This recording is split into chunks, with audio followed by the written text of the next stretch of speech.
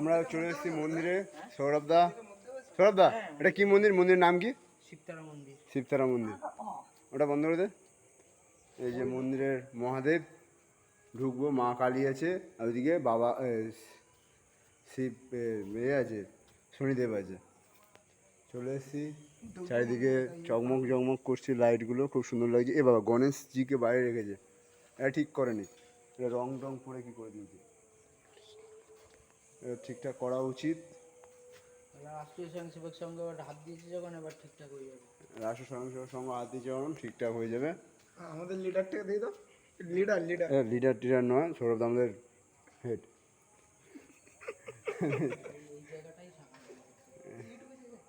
এই মন্দির বড় মন্দির, এটা করতে হবে। হ্যাঁ, তো ওইটা তো মাঠ গরম লাগছে খুব, এসি টেসি কোথাও নেই, হাওয়া গাছের নিচে বসে পড়ো।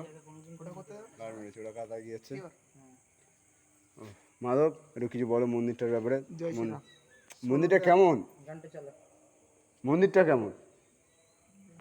খুব সুন্দর মন্দির। আজকে প্রচুর আমরা ভালো জায়গায় এসেছি। সৌরভদা যেখানে নিয়ে যায় ভালো জায়গায়, এটা আজ সবার দিয়ে বেশি ভালো জায়গা। প্রথমবার সৌরভদার এই স্বাধীনতার সংগ্রামী দেখে আমার একটু মনে কিছু এলো। হ্যালো, প্রথমবার সৌরভদা নিয়ে গেলো ভালো জায়গা। আগে কি নিয়ে বলছিল রামকৃষ্ণ নাকি